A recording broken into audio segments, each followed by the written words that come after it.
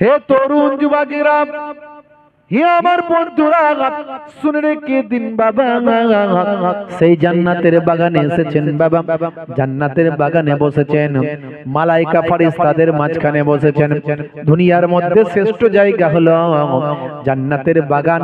হে তরুণ যুবকেরা, যে জান্নাতের বাগানে টুকরায় যাওয়ার জন্য লক্ষ লক্ষ টাকা খরচ, তারপরেও সেই জায়গায় নামাজ পড়তে পারবেন কিনা কোনো গ্যারান্টি নাই। কিন্তু আল্লাহর নবী, যে নবী সেই জায়গাটাকে জান্নাতের টুকরা বলেছেন, সেই নবী জিকরুল্লাহ, জিকরুন নবীর মাহফিলটাকে জান্নাতের বাগান বলেছে। সেই জান্নাতের বাগানে আমরা বসেছি কিছু সময়ের জন্য, এশার নামাজের পরে কিছু সময় বসে আল্লাহ আল্লাহ রাসূলের কথা শুনছি। আজকে যদি আমরা অন্তর থেকে তওবা করি, আমাদের জীবনের গুনাহ মাফ হয়ে যাবে। হে তরুণেরা, হে আমার বন্ধুরা, হে আমার মুরব্বিয়ানিরা, শুনে রেখে দিন বাবা, আমার আল্লাহ আপনাকে আমাকে পৃথিবীর জমিনে সৃষ্টি করলেন মানুষ হিসাবে। গরু গাধা ভেড়া করে আমাকে আল্লাহ পাঠালেন না, পাঠালেন পৃথিবীর বুকে শ্রেষ্ঠ জীব করে, মানুষ করে দিলেন আল্লাহ, সৌন্দর্য দিলেন। আপনাকে আমাকে মানুষ মানে সমস্ত জীবের থেকে বেশি সুন্দর বানালেন। আমাকে আপনাকে বুদ্ধি দিলেন, দিমাগ দিলেন, ব্রেন দিলেন, মাথা দিলেন, ভাবার জন্য বুদ্ধি দিলেন, কথা বলার জন্য মুখ দিলেন, দেখার জন্য চোখ দিলেন, বলার জন্য মুখ দিলেন, আর কোন কাজ করার জন্য হাত দিলেন, আর বুদ্ধি বিবেক পায় আমার বুদ্ধি বিবেক খাটানোর জন্য ব্রেন দিলেন।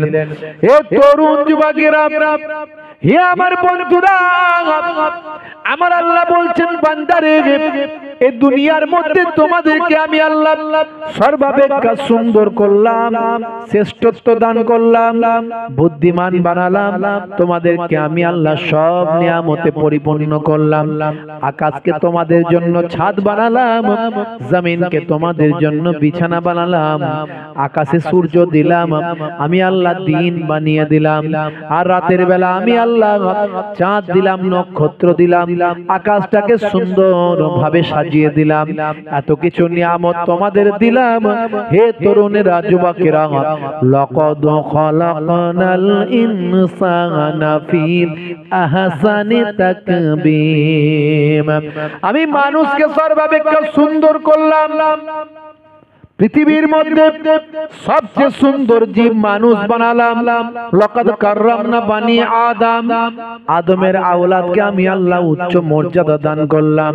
হে যুবক, তোমাকে আল্লাহ এত মর্যাদা দিয়েছেন, এত সুন্দর করে তোমাকে সৃষ্টি করেছেন, এত নিয়ামতের হকদার করেছেন। হে যুবক, তুমি যদি একটু সেইভাবে চলতে পারো, তোমার সম্মানটা আগুনের তৈরি জিন, নূরের তৈরি ফারিস্তার ঊর্ধ্বে আমার আল্লাহ সম্মান দিয়েছে। মানুষের সম্মান আগুনের তৈরি জিন, নূরের তৈরি ফারিস্তার উপরে। হে তরুণ যুবকেরা, হে আমার বন্ধুরা, হে আমার মুরব্বিয়ানিরা, শুনে রেখে দিন বাবা, সবচেয়ে বড় কথা হলো আপনাকে আমাকে আল্লাহ ইমানদারদের ঘরে পাঠিয়েছেন, ইমানদার বাড়িতে আপনাকে আমাকে আল্লাহ পাঠিয়েছেন, আখিরি জামানার পয়গম্বরের উম্মত বানিয়েছেন। আর সবচেয়ে বড় নিয়ামত আল্লাহর কোরআন মাজিদটা আমাকে আপনাকে দান করেছেন। যে কোরআন মাজিদ আল্লাহর বাণী, পৃথিবীর বুকে only one book in the world, only one book in the world, সারা পৃথিবীর বুকে একটাই কিতাব, যেটা হলো আল্লাহর বাণী। সেই বাণীটা আল্লাহর কোরআন মাজিদটা আমার আপনার ঘরে আল্লাহ দান করেছেন। পৃথিবীর মধ্যে সবচেয়ে শ্রেষ্ঠ পয়গম্বর, সবচেয়ে শ্রেষ্ঠ নবী, সবচেয়ে শ্রেষ্ঠ মহাপুরুষ। হে তরুণ যুবকেরা, হে আমার বন্ধুরা, নবীউল আম্বিয়া যাকে করা হয়েছে, ওয়ামা আরসালনাকা ইল্লা রাহমাতাল লিল আলামিন। হে নবী, আপনাকে আমি সারা কুল আলামের জন্য রহমত করে সৃষ্টি করেছি।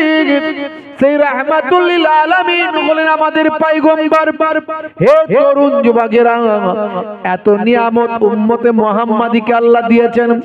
উম্মতে মুহাম্মাদীকে আল্লাহ বলছেন, বান্দারে, হে দুনিয়ার মানুষ শুনে রেখে দাও, ওয়া খলাকনাকুম আজওয়াজা, আমি আল্লাহ তোমাদেরকে জোড়ায় জোড়ায় সৃষ্টি করেছি।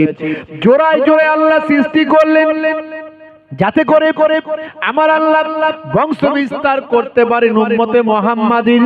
হে যুবকেরা, শুনে রেখে দেন, জেনে রেখে দেন, এক কাতরা নাপাক পানি থেকে মাতৃগর্ভে আমার আল্লাহ আপনাকে আমাকে সৃষ্টি করলেন। এই মাতৃগর্ভের নাপাক পানিটাকে আমার আল্লাহ জমাট বাঁধা রক্তপিণ্ডতে পরিণত করলেন। এই জমাট বাঁধা রক্তপিণ্ডটাকে আমার আল্লাহ গোস্তের টুকরো বানালেন। গোস্তের টুকরোটাকে আমার আল্লাহ কুদরতি ক্ষমতায় বড় করলেন। ওই গোস্তের টুকরো থেকে মাতৃগর্ভে পঞ্চ ইন্দ্রিয়, নাসিকা, কর্ণ, জিহ্বা, ত্বক দিলেন। অটোমেটিক আল্লাহর কুদরতি ক্ষমতা, হাত দিলেন, পা দিলেন, মুখ দিলেন, চোখ দিলেন, মাথা দিলেন। সুন্দর মানুষ মাতৃগর্ভে আমার আল্লাহ সৃষ্টি করলেন। একটু ভাবুন তো যুবকেরা, একটু ভাবুন, চিন্তা করুন, আমার আল্লাহ আপনাকে আমাকে কি নিয়ামত করে সৃষ্টি করেছেন। তা আমার আল্লাহর কি কোনো ইচ্ছা নাই? কেন সৃষ্টি করেছেন? হ্যাঁ, মাতৃগর্ভের ভিতর তুমি ভেসে বেড়াতে, পানির মধ্যে ডুবুকাতে, তুমি পানির মধ্যে হাবুডুবু খেতে মাতৃগর্ভের ভিতরে। হে যুবক, মায়ের গর্ভের ভিতরে তুমি প্রথম অবস্থায় মৃত ছিলে, মৃত পানির ভিতরে হাবুডুবু খেয়ে বেড়াতে মৃত যুবক। হে যুবক, আল্লাহ বলছেন, কাইফা তাকফুরুন ওয়া কুনতুম আমওয়াতান ফাআহইয়াকুম সুম্মা ইউমীতুকুম সুম্মা ইউহয়ীকুম সুম্মা ইলাইহি তুরজাউন। কাইফা তাকফুরুন, তোমরা কেমন করে কুফরি করো আমি আল্লাহর সাথে। ওয়া কুনতুম আমওয়াতান, তোমরা ছিলে মৃত।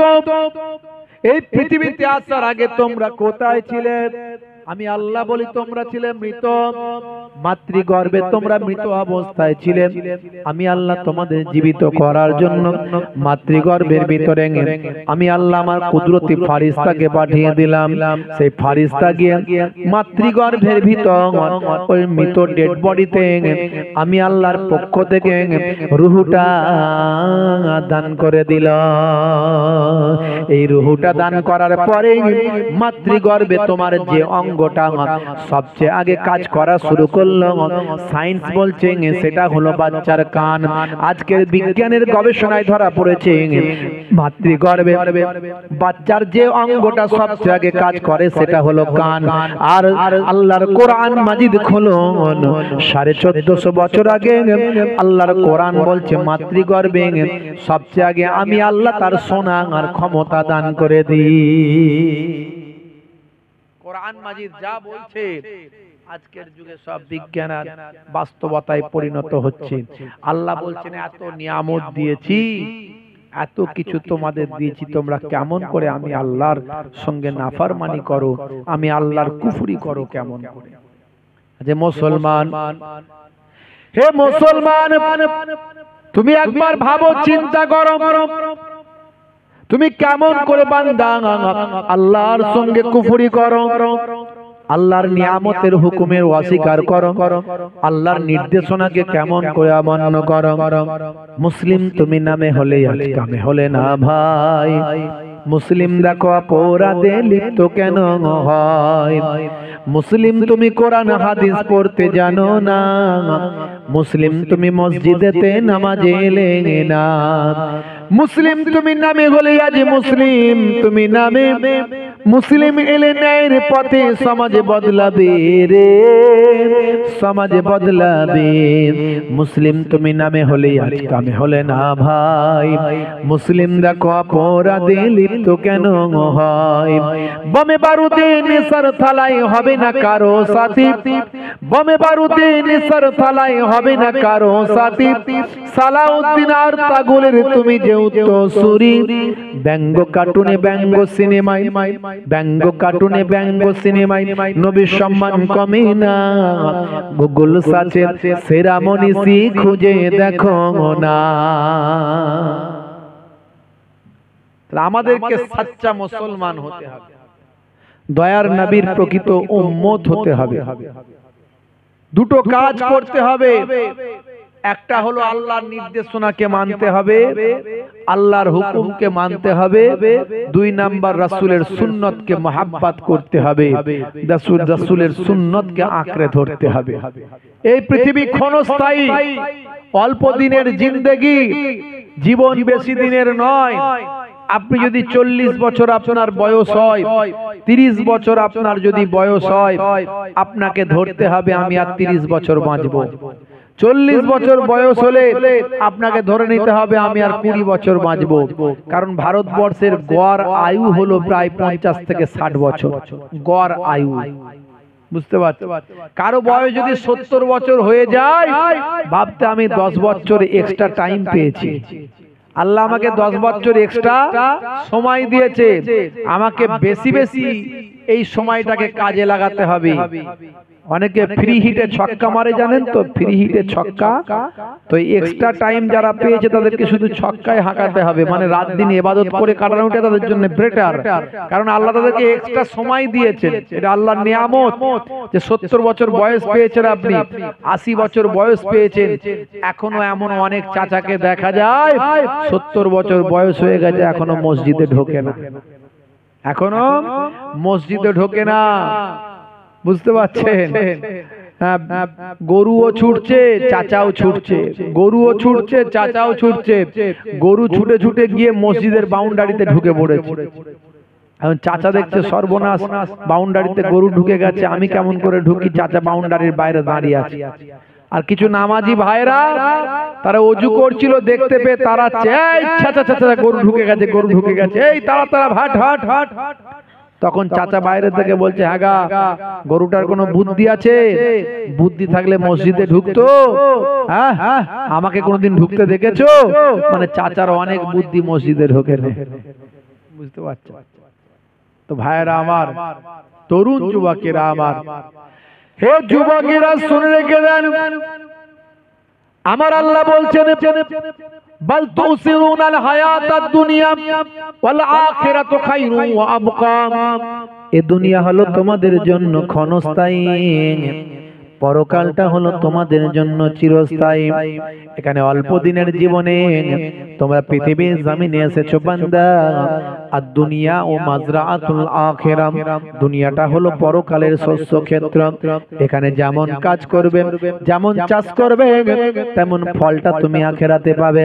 হে তরুণেরা, যুবকেরা, আমার আল্লাহ বললেন, বান্দারে তোমাকে আমি পৃথিবীর জমিনে এত নিয়ামত দিলাম, তোমাকে আমি মাতৃগর্ভে জীবিত জিন্দা করলাম, তোমাকে আমি হাওয়া বাতাস শস্য শ্যামলা ফলমূল দিলাম, তোমার জন্য জমিনটাকে বিছানা বানালাম, আকাশটাকে ছাদ বানিয়ে দিলাম, তোমাকে আমি জোড়ায় জোড়ায় সৃষ্টি করলাম।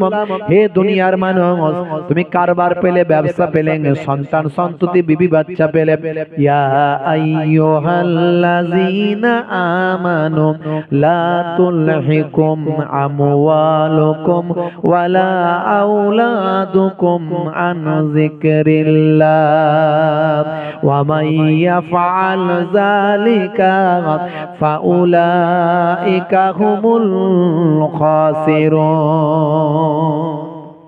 হে তরুণ যুবকেরা, আমার আল্লাহ সুন্দর করে বললেন, হে বিশ্বাসী বান্দারা, তোমরা জানো তোমাদের বিবি বাচ্চা মাল সম্পদ পেয়ে লা তুলহিকুম আমওয়ালুকুম ওয়ালা আওলাদুকুম, তোমাদের মাল আমওয়াল সম্পদ ওয়ালা আওলাদুকুম, তোমাদের সন্তান সন্ততি, তোমাদের ছেলে মেয়ে বিবি বাচ্চা আলা আওলাদ এগুলো পেয়ে তোমরা জানো আমি আল্লাহ আমার ইবাদতটা ভুলে না যাও। যদি তোমরা আমার ইবাদতটা ভুলে যাও আমি আল্লাহ বলি পরিণামে তোমরাই তো ক্ষতিগ্রস্তদের অন্তর্ভুক্ত হবে, তোমরা বিপদগামী হবে, তোমরা ধ্বংসপ্রাপ্ত হবে। এখন ভালো করে বুকে হাত দিয়ে চিন্তা করে দেখুন আমরা কি আল্লাহকে মনে রাখতে বেশি পেরেছি না বিবি বাচ্চা আলা ওলাদ মাল মাতা সম্পদ নিয়ে বেশি মেতে আছি? আর যদি মেতে থাকি আমরা কি মানে আল্লাহ বলেছেন ক্ষতিগ্রস্তদের মধ্যে আছি না নাই? আমাদের পেছন টান, সামনে টান, ঊর্ধ্ব টান, নিম্ন টান, চারিদিকে টান পড়ে গেছে। হ্যাঁ, কোন দিকে যাবো রে ভাই? হ্যাঁ, মাঝে মাঝে আল্লাহর গজব দিচ্ছে, কোথায় শিলাবৃষ্টি, কোথায় আইলা লাইলা, কোথায় অমুক তমুক হচ্ছে, কোথায় ভূমিঝড় হচ্ছে, কোথায় ভূমিকম্প হচ্ছে, কোথায় বিভিন্ন রকম ভাবে আল্লাহ গজব নাজিল করছেন। তার উপরে আবার কখন বলছে আধার কার্ড এই বাতিল হয়ে গেল, এই ভোটার কার্ডের লিঙ্কটা না হলে ভোটার কার্ড তুমি নাগরিক থাকবে না। কখন বলছে এনআরসির নাম খাতায় আছে তো একবার ভালো করে ঠিক করো, নামের বানান যদি গন্ডগোল হয় তাহলে ডিটেনশন ক্যাম্পে থাকতে হবে। হাই অনেক জায়গায় ডিটেনশন ক্যাম্প তৈরি হচ্ছে, মানে ঊর্ধ্বচাপ নিম্নচাপ, হ্যাঁ, চারিদিকে চাপের মধ্যে আমরা আছি না নাই? মনে শান্তি কি আছে সত্যি করে বলুন তো? শান্তি নাই। তার কারণটা কি? তার কারণ আল্লাহ নিজেই বলে দিয়েছেন বান্দা তুমি যদি আমার হয়ে যেতে আমি আল্লাহ তোমার হয়ে যেতাম।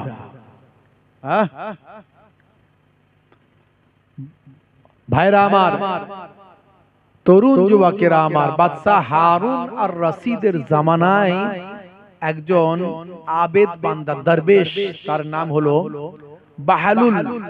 তার নাম হলো বাহালুল। এই বাহালুলকে এক সময় লোকে জিজ্ঞাসা করছে, ভাই বাহালুল, সব জিনিসের এত দাম বেড়ে যাচ্ছে, কি বলবে তুমি বলো দেখি না, এত মূল্য বৃদ্ধি হয়ে যাচ্ছে, এত জিনিসের দাম বেড়ে যাচ্ছে। বলছে আমার দাম বাড়লি কি আর কমলি কি? কেন? বলছে আমার রুজিতে আল্লাহ যতটুকু লিখে রেখেছেন আমাকে কেউ কমাতে পারবে না, কেউ বাড়াতেও পারবে না। এরা হলো আল্লাহ ওয়ালা, মানে আল্লাহর উপর তাওয়াক্কুল করে নিয়েছে। ভাইরা আমার, তরুণ যুবকেরা আমার, আমরা আল্লাহর দিকে একটু বেশি করে এগিয়ে যদি যাই আমার আল্লাহ আমার দিকে আরো বেশি এগিয়ে আসবে। আল্লাহর দিকে এগিয়ে যেতে হবে। হে তরুণ যুবকেরা, হে আমার বন্ধুরা, শুনে রেখে দিন বাবা, জেনে রেখে দেন আমার আপনার জন্য আমার আল্লাহ কোরআন মাজিদকে নিয়ামত করে দিয়েছেন। সে কোরআন মাজিদের ভিতরে সব লিপিবদ্ধ করে দিয়েছেন। 1450 বছর আগে আল্লাহর কোরআনে যা লিপিবদ্ধ হয় আজকের যুগে সব বিজ্ঞানের বাস্তবতায় প্রমাণিত হয়। যতদূর পর্যন্ত বিজ্ঞানের গবেষণায় গিয়েছে ততদূর পর্যন্ত কোরআনের যা কিছু নিয়ে গবেষণা হয়েছে সবের মধ্যে বিজ্ঞান বাস্তবতা আধুনিকতা প্রমাণ পাওয়া গিয়েছে। অথচ কোরআন মাজিদ 1450 বছর আগে পৃথিবীর জমিনে এসেছিল যে সময় নাসা ছিল না, কোনো ইসরো ছিল না, যে সময় কোনো প্যাথোলজি ছিল না, যে সময় কোনো ল্যাবরেটরি ছিল না, যে সময় কোনো আল্ট্রাসাউন্ড ছিল না, এক্সরে মেশিন ছিল না, যে সময় কোনো ব্যারোমিটার, থার্মোমিটার, স্টেথোস্কোপ, মাইক্রোস্কোপ কোনো কিছু যন্ত্রপাতি যে সময় আবিষ্কার হয়নি। ভাবুন তো একবার 1450 বছর আগের কিতাব আজকের আধুনিক সমাজের সঙ্গে কেমন করে সব মিলে যায়। আল্লাহ প্রদত্ত কিতাব না হলে এটা কি সম্ভব হয়? আমি উদাহরণ অনেক দিয়েছি আগে, ইন্টারনেটে আছে প্রায় কম বেশি 20-25 হাজার বক্তব্য আছে ইন্টারনেটে। আমি অনেক উদাহরণ দেওয়ার চেষ্টা করেছি, বলার চেষ্টা করেছি। হে তরুণ যুবকেরা, হে আমার বন্ধুরা, হে আমার মুরব্বিয়ানিরা, শুনে রেখে দিন বাবা, 1450 বছর আগে আমার আল্লাহ কোরআন মাজিদের ভিতরে বললেন, কি বললেন? ওয়াল জিবালা আওতাদা। আমার আল্লাহ বললেন পাহাড়গুলোকে আমি আল্লাহ পেরেকের মতো গেঁড়ে দিয়েছি। 1450 বছর আগের কথা এটা। সে সময় পাহাড় নিয়ে গবেষণা করার ক্ষমতা কারো ছিল না। সে সময় কোন ভূতত্ত্ববিদের কোন আবিষ্কার হয়নি।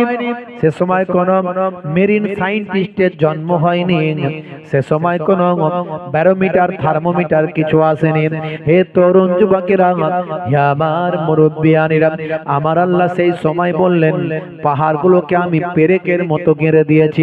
ভাই আমার, ওই যে পেরেক সম্পর্কে আমার আল্লাহ বললেন, মানে পেরেক যেটা আমরা কি বলি, কোনো কিছুকে একটা যুক্ত করার জন্য পেরেকের অংশটাকে দিয়ে আমরা গাড়ি, অর্থাৎ পেরেকের নিচের অংশটা, যেটাকে পেরেকের নিচের অংশটা থাকে বেশি, ওপরটা থাকে একটুখানি।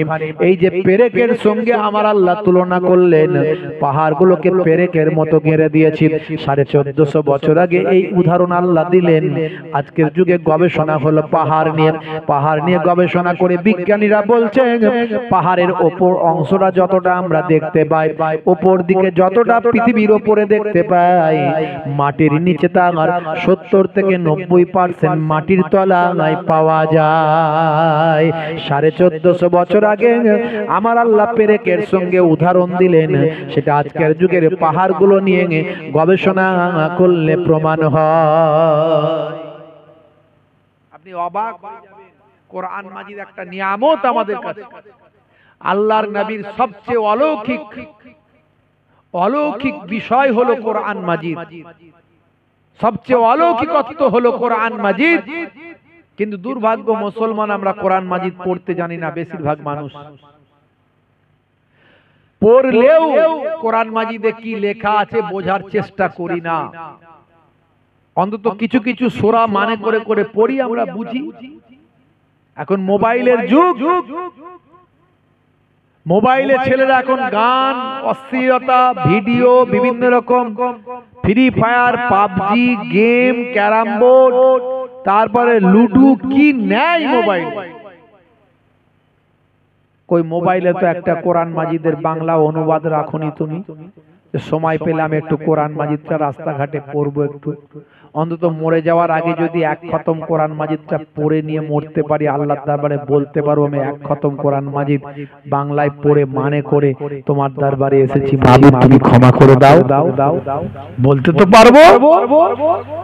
একবার তো কোরআন মাজিদটা খতম করার চেষ্টা করলাম না।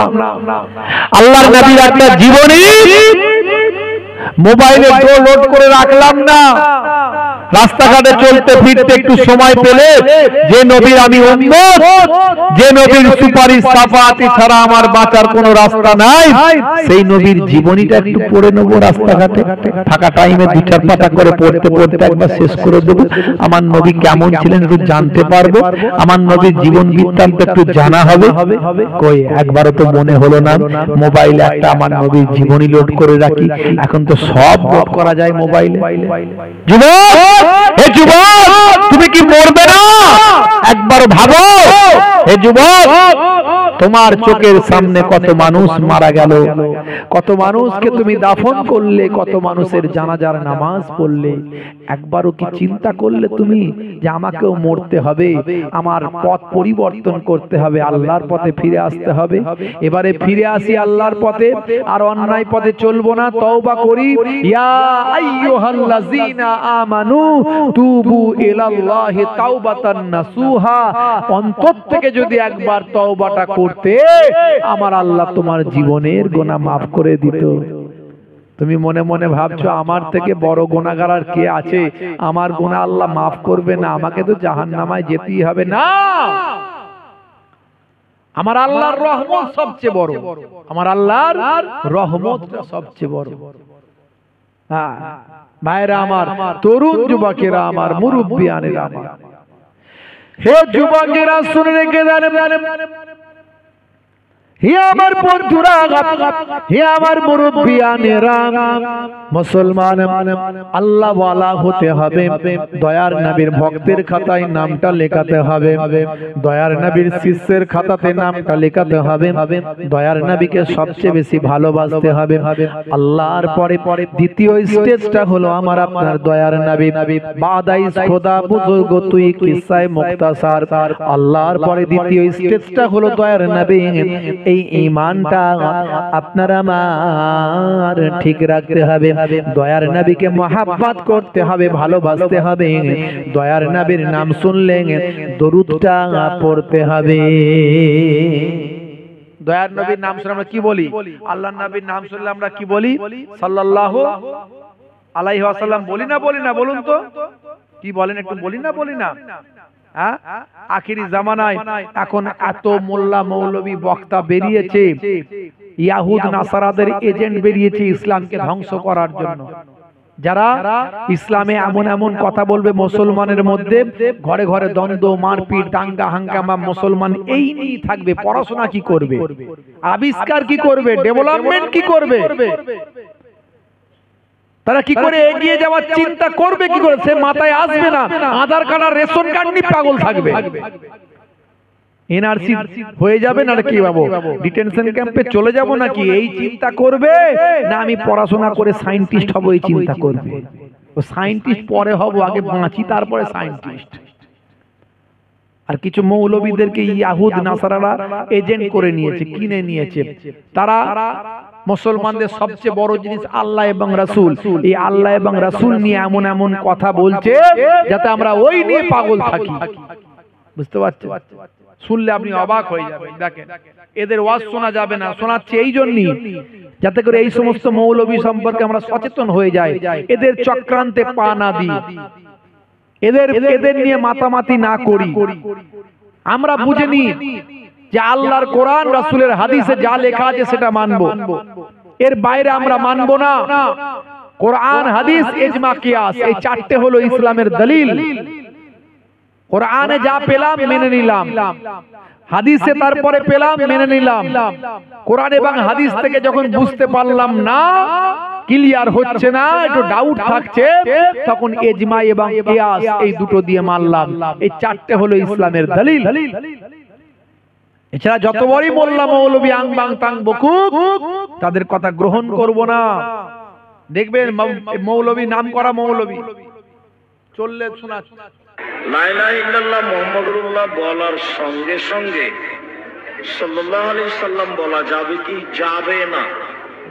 লা ইলাহা ইল্লাল্লাহ মুহাম্মাদুর রাসূলুল্লাহর সাথে সাল্লাল্লাহু আলাইহি সাল্লাম বলা যাবে না।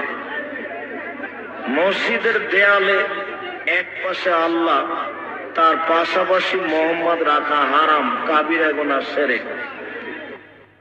দেখলেন? মানে আল্লাহর নবীর নাম শুনে সাল্লাল্লাহু আলাইহি সাল্লাম বলা যাবে না। মসজিদে এক পাশে কাবা শরীফ বা আল্লাহর নাম, আর একদিকে আমার নবীর নাম রাখা হারাম। শুনলেন? বলুন নাউজুবিল্লাহ। আচ্ছা বলুন তো, এটা আপনাদের এইটা সামান্য মাথায় বুদ্ধি আছে তো, যে আজানটা তো আল্লাহ প্রদত্ত কথা, আজানটা আল্লাহ প্রদত্ত কথা, আজানে আল্লাহর সঙ্গে নবীর নাম আছে না নাই? যেমন আছে না নাই? হ্যাঁ। কোরআন মাজিদে আল্লাহর নামের সঙ্গে আমার নবীর নাম আছে না নাই? আছে না নাই? তাহলে বহু জায়গাতে আছে। তাহলে এর দ্বারা বোঝা গেল আল্লাহর নাম কোরআনে নবীর নামের সঙ্গে, আল্লাহর নামের সঙ্গে নবীর নাম আছে, আজানে আল্লাহর নামের সঙ্গে নবীর নাম আছে। আর ও বেটা বেয়াদব যদি বলে মসজিদে আল্লাহর নামের সঙ্গে নবীর নাম নেওয়া যাবে না, বুঝতে হবে ও মিথ্যা কথা বলছে। পরিষ্কার ক্লিয়ার হয়ে গেল। নিজস্ব বুদ্ধি দিয়ে বিবেচনা করলেই বুঝতে পারবেন এ যেমন তেমন মৌলবী নয়।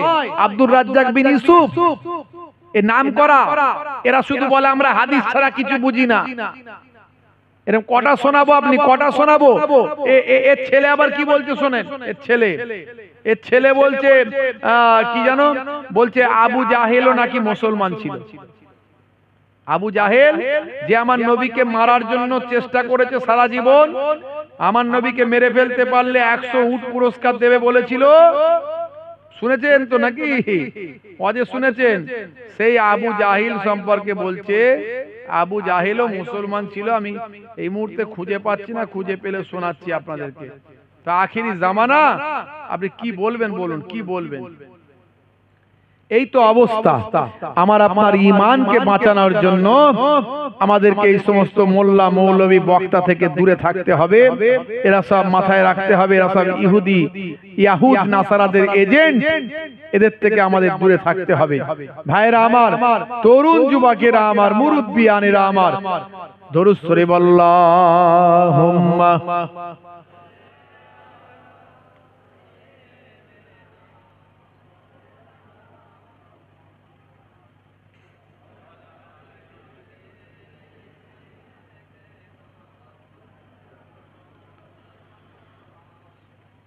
ভাইরা আমার, আবু জাহিল যদি মুসলমান হতো তাহলে এত দ্বন্দ্ব কিছু ছিল না।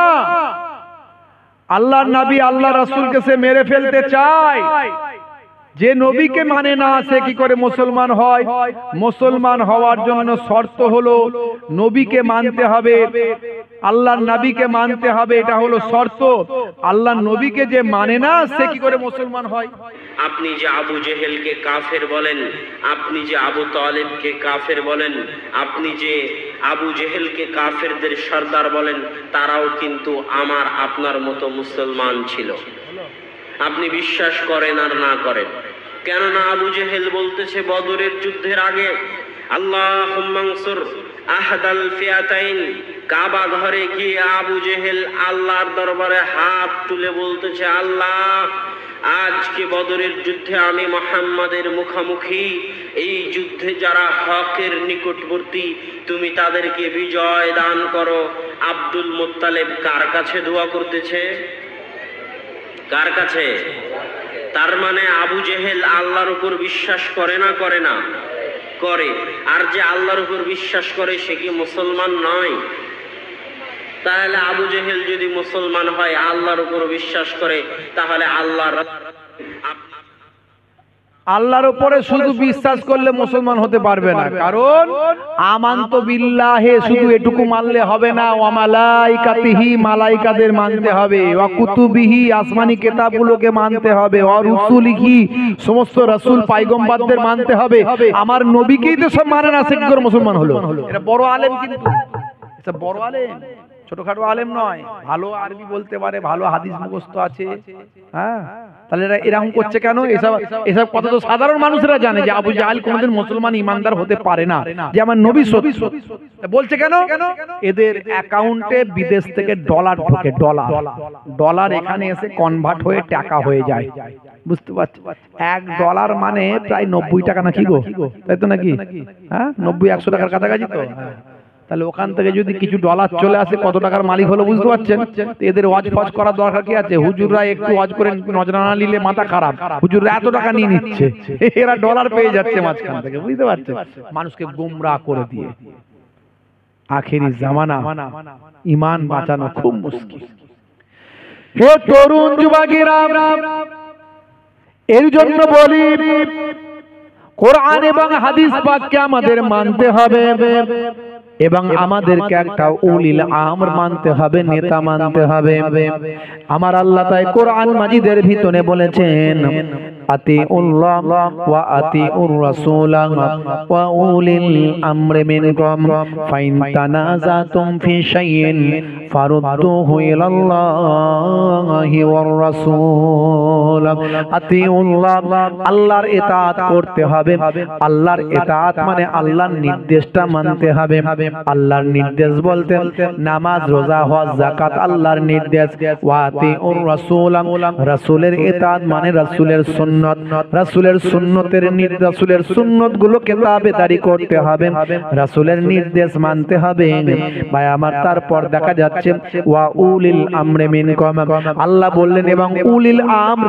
উলিল আমর বলতে হাক্কানি আলেমে হাক্কানি ওলিয়ে কামিল, যারা আল্লাহ মেনেছেন, নবী মেনেছেন, আল্লাহ এবং নবী মেনে যারা প্রকৃত মুকাম্মাল যারা হয়ে গিয়েছেন, পরিপূর্ণতা লাভ করেছেন, এরা হলো তোমাদের মাঝখানে উলিল আমর। ভাই আমার বড় বড় মুহাদ্দিসিনরা বলেছেন ভাই আমার ফি জামানে উলামায়ে হিন্দ, এই উলামায়ে হিন্দের মধ্যে বড় বড় আলেম যারা, উলামায়ে হিন্দের মধ্যে উলামায়ে হিন্দ যারা আছেন, বড় বড় আলেম আছেন, তারাই হলেন উলিল আমর। ভাই আমার সেই জামানার বিখ্যাত আলেম যারা, ওলিয়ে কামিল যারা, শুধু আলেম হলে হবে না, বা আমল আলেম অর্থাৎ আমল ওয়ালা আলেম যারা, তারা হলো উলিল আমর। আমরা সেই জামানার আজ শতবর্ষ ধরে যাকে উলিল আমর বলে মেনেছি, তিনি হলেন হযরতে পীর আবু বকর সিদ্দিক মুজাদ্দিদুজ জামান ফুরফুরাবি। দাদা হুজুর কেবলাকে আমরা উলিল আমর বলে মেনেছি, শুধু আমরা নয়, বসিরার আল্লামা হুজুরের মতো মানুষ, হ্যাঁ, তারপর আপনার হযরতে নিশার উদ্দিন হুজুরের মতো মানুষ, হযরতে ডক্টর মোহাম্মদ শহীদুল্লাহ সাহেবের মতো মানুষ, আব্দুল মাহবুব মেদিনীপুরি হুজুরের মতো মানুষ, বড় বড় বড় বড় আলেমরা তারা উলিল আমর বলে মুজাদ্দিদুজ জামানকে মেনেছে। আমরা যদি সেই ছাতার তলায় থাকি, বাঁচার রাস্তা আছে। ছাতা থেকে বেরিয়ে গেলে বিপদ। এখন এই বসিরহাট এলাকার আশপাশের মানুষ, এক শ্রেণীর মানুষ ছাতা থেকে বেরিয়ে যাচ্ছে কিছু কিছু। দেখো, খুব সাবধান, আখেরি জামানা। যে খারাপ তার থেকে দূরে থাকে, যে খারাপ তার থেকে দূরে থাকো। কিন্তু দাদা হুজুরের ছাতা থেকে বেরিয়ে যেও না বাপ, বিপদে পড়ে যাবে, বিপদে পড়ে যাবে। দাদা হুজুর কেবলা সেই জামানার ভারতবর্ষের বিখ্যাত আলেম ছিলেন। আলেমরা সাধারণত 6টা হাদিস থেকে পণ্ডিত হয়, 6টা হাদিস পড়ে মুহাদ্দিস হয়, আলেম হয়। বুখারী, মুসলিম, তিরমিজি, আবু দাউদ, নাসাই, ইবনে মাজাহ। আর মুজাদ্দিদুজ জামান আপনাদের দাদা হুজুর কেবলা, তিনি এই 6টা হাদিস তো পড়েছিলেন বটে, মদিনা শরীফে গিয়ে 40টা হাদিস শেষ করে তার সনদ প্রাপ্ত হয়ে হিন্দের জমিনে ফিরে এসেছিলেন। ছোটখাটো আলেম ছিলেন না, নালে বসিরহাট হুজুর তার কাছে মুরিদ হবেন কেন? বসিরহাট হুজুরের কাছে দাদা হুজুর গিয়ে মুরিদ হতো। কথা বুঝতে হবে ভালো করে। বসিরহাট হুজুর কেন মুরিদ হলেন? বসিরহাট হুজুর বুঝেছিলেন আমার জাহেরি এলেম আমার শেষ। জাহেরি এলেমে যতদিন পর্যন্ত বসিরহাট হুজুর এই কলকাতার আলিয়া মাদ্রাসায় পড়তেন, ততদিন পর্যন্ত বসিরহাট হুজুরের উপরে ওঠার কারো ক্ষমতা ছিল না। 1 নাম্বার বসিরহাট হুজুর। বুঝতে পারছেন? সেই মানুষটা বুঝেছিলেন ইলমে জাহেরি আমার শেষ, সব কমপ্লিট করে ফেলেছি, এখন যেটা দরকার সেটা হলো ইলমে বাতিনি। ইলমে বাতিনিটা কি জিনিস? দুধ বোঝেন তো? দুধ, হ্যাঁ, এই দুধটা তো আমরা চিনি, তাই তো নাকি? কিন্তু এই দুধ থেকে তো মাখন করা যায়, মাখন, সন্দেশ, মিষ্টি, ছানা করা যায় না?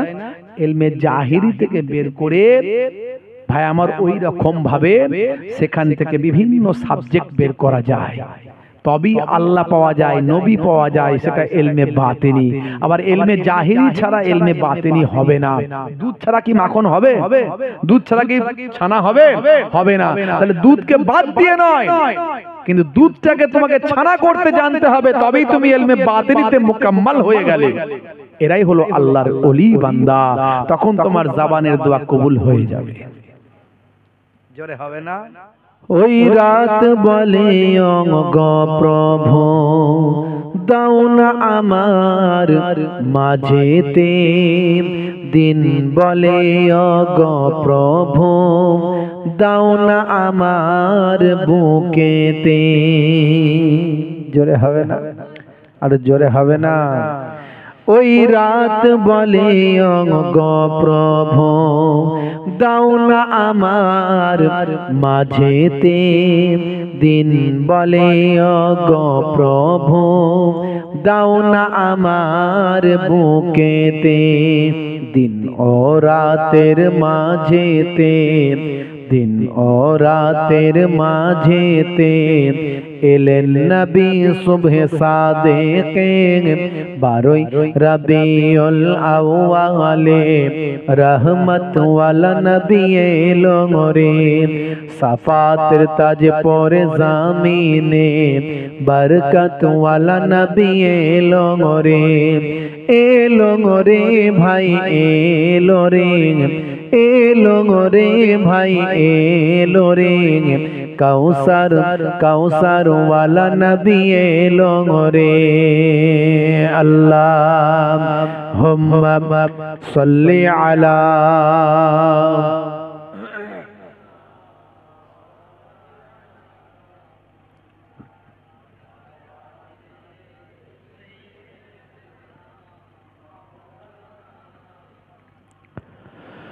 ওই আকাশ বাতাস চন্দ্র তারা খুশিতে তারা মেতেছে আসমানি হুর ফারিস তারা দেখার তরে উকি মেরেছে। জোরে হবে না, আর জোরে হবে না। ওই আকাশ বাতাস চন্দ্র তারা খুশিতে তারা মেতেছে আসমানি হুর ফারিস তারা দেখার তরে উকি মেরেছে। দাদু মুত্তালিব খুশি হয়ে খুশি হয়ে মক্কাবাসীর দাওয়াত করেছে। 12 রবিউল আউয়ালে রহমত ওয়ালা নবী এলো রে সাফাতের তাজ পরে জামিনে বরকত ওয়ালা নবী এলো রে